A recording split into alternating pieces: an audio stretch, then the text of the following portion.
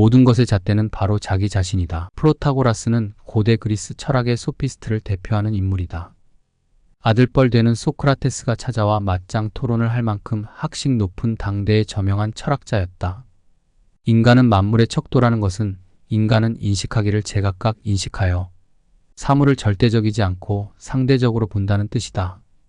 인간이 가지게 되는 지식은 인간의 인식에 기초하는데 인간의 감각에 기반을 두고 있어서 인간의 감각기관에 의해서 인식되는 것이 각각 다르므로 지식 또한 사람마다 다르다는 상대주의적 진리론을 주장한 것이다.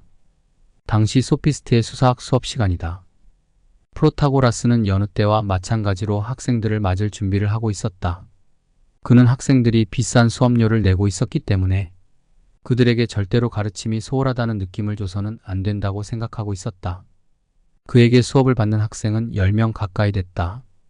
그들은 한결같이 아테네에서 내로라 하는 귀족층의 자제였다. 프로타고라스는 그들이 내는 수업료로 호화주택을 장만했고 하인들도 거느리고 있었다. 말하자면 그들은 그의 밥줄인 셈이었다. 수업이 시작되었다. 어제 말한 대로 오늘은 각자가 준비한 질문들을 풀어보는 시간을 갖겠다. 누가 먼저 시작하겠나? 프로타고라스가 이렇게 말하자 학생 하나가 일어섰다. 선생님, 신은 정말 있는 것입니까? 프로타고라스가 되물었다. 너는 신이 있다고 생각하느냐? 예, 하지만 확신은 없습니다. 프로타고라스가 말했다. 내게 신이 있다는 확신이 있으면 신은 있다. 그리고 만약 내가 신이 없다고 믿는다면 신은 없다. 그러면 신은 있기도 하고 없기도 한 것입니까? 아니다. 신은 항상 없고 또 항상 있다. 신이 필요한 사람에게 신이 항상 있고 신이 필요 없는 사람에겐 신이 항상 없다. 너는 신이 필요한 사람이냐? 아닙니다. 저는 신이 필요하지 않습니다. 그러면 너에겐 신은 없다. 중요한 것은 신이 아니라 바로 내 자신이기 때문이다. 신도 종교도 세상도 모두 사람을 위해 있는 것이다. 그리고 궁극적으론 내 자신을 위해 있는 것이다. 따라서 내가 필요로 하지 않는 신이란 존재할 가치가 없다는 뜻이다. 또 다른 학생이 질문했다. 선생님, 진리가 뭡니까? 프로타고라스가 되물었다. 너는 진리가 뭐라고 생각하느냐? 정의를 위한 길이라고 생각합니다. 그렇다면 그것이 진리다. 진리는 항상 일정한 것이 아니다. 사람마다 다른 진리가 있는 것이다. 자신이 진리라고 믿는 그것이 바로 진리인 것이다. 하지만 자신이 진리라고 믿고 있는 것이 다른 사람에게도 똑같이 적용되는 것은 아니다. 자신이 비록 진리라고 믿고 있는 것일지라도 다른 사람 입장에선 아무것도 아닐 수 있기 때문이다. 방금 너는 정의를 위한 길이 곧 진리라고 했는데 정의란 무엇이냐? 법의 편에 서는 것입니다. 만약 법이 너를 궁지로 몰아넣는다고 해도 너는 법의 편에 서 있겠느냐? 봐라. 당장 너조차도 내가 진리라고 생각하는 것의 피해를 볼 수 있지 않느냐? 진리는 바로 그런 것이다. 진리는 사람에 따라 다르기도 하지만 입장에 따라 달라질 수도 있다는 것이다. 말하자면 영원히 변치 않는 진리는 없다는 뜻이다. 프로타고라스는 모든 것을 결정하는 잣대는 바로 자기 자신이라고 가르쳤다. 우리는 흔히 이러한 그의 사상을 인간은 만물의 척도라는 말로 배워왔다. 하지만 프로타고라스는 철저한 상대주의적 입장에 서 있었다. 단순히 인간이 모든 것의 척도가 아닌 바로 자기 자신이 모든 것의 척도라고 가르쳤던 것이다. 그는 모든 사물은 자기 자신에게 나타나는 대로 판단해야 한다고 가르쳤다. 종교와 도덕, 신 등의 관념적인 것들에 있어서도 예외는 아니었다. 사람들은 선악에 관해서도 각자의 느낌에 따라 느낄 뿐이다. 그는 또 이렇게 주장한다.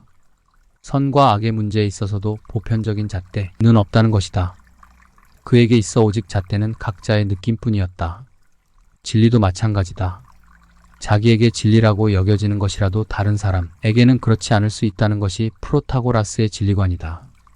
따라서 프로타고라스는 결론적으로 이렇게 단언한다. 개인적 경험을 넘어선 보편적이고 객관적인 진리는 없다. 그렇기 때문에 개인의 경험을 넘어선 객관적 세계를 상정한다는 것은 무의미한 것이다. 소피스트, 그들은 철저한 프로였다. 고대인들은 이들을 한데 모아 소피스트라 불렀다. 소피스트라는 말은 현학적인 체하는 인간이란 뜻으로 그들을 비난하는 용어로 사용되었다. 소피스트들에 대해 좋지 않은 이론을 좋게 만들려고 하는 궤변론자라고 악평을 가하는 사람도 있었고 플라톤의 표현대로 부유하고 뛰어난 젊은 사람들을 돈을 받고 낚는 사냥꾼이라고 말하기도 했고, 아리스토텔레스처럼 피상적인 지혜를 이용하여 돈을 벌려고 하는 놈들로 인식하기도 했다. 하지만 소피스트들을 그렇게 천박하게만 몰아붙일 일은 아니었다. 요즘 말로 말하면 사설 입시학원의 일타 강사였던 것이다. 어쩌면 소피스트를 그렇게 비난조로 몰아세웠던 플라톤과 아리스토텔레스의 생각이 더 문제였을지도 모른다. 소피스트들은 이미 설명했던 바와 같이 보편적인 진리를 인정하지 않았다. 또한 절대적인 도덕과 법, 그리고 신도 인정하지 않았다. 그들이 인정했던 것은 오직 인간의 지각뿐이었다. 그것도 개인의 감각을 가장 우선적으로 다루었다. 또한 그들은 자신들의 뛰어난 재능을 팔았다. 그들은 대개 수사학이나 웅변 문학 등에 능통했고, 그것을 매개로 해서 돈을 벌었다. 말하자면 그들은 직업적인 학자들이었던 것이다. 절대적 신, 그리고 절대적 진리를 추구하면서 학문을 종교적 경지로 끌어올려야 한다고 생각했던 소크라테스에겐 그들의 이런 직업성이 못 마땅했을 것이다. 그의 후예들인 플라톤과 아리스토텔레스는 스승의 견해에 따라 그들을 더욱 악랄하게 비판한다. 하지만 소피스트들은 그들에게 욕을 들어야 할 이유가 없었다. 신을 부정하거나 절대적 진리를 부정하거나 인간의 감각을 존중한다는 이유로 그렇게 비난을 쏟아부었던 그들의 인격에도 문제가 없지는 않았던 것이다. 소피스트들은 스스로를 학자라고 내세웠다. 그리고 그들은 진정 학자이기도 했다. 물론 종교적 신념을 가진 학자는 아니었다. 단편적인 유작들과 그들에 대해 악랄한 비판을 가했던 플라톤과 아리스토텔레스의 기록들을 통해 그들의 아주 일부분을 접하고 있을 뿐이다. 그것도 철저하게 왜곡되어진 그들의 모습을 대하고 있을 뿐이다. 그러나 그들이 남긴 삶과 단편적인 기록들은 결코 전해지는 말들처럼 그렇게 천박스럽거나 가벼운 것들이 아니었다. 프로 정신에 입각한 뛰어난 학자들이었다. 프로타고라스와 더불어 소피스트를 대표하는 또 한 사람인 고르기아스는 다음과 같은 말을 남겼다. 첫째로 아무것도 존재하지 않는다.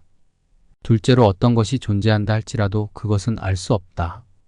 셋째로 어떤 것을 알 수가 있다 하더라도 그 지식은 전달될 수 없다.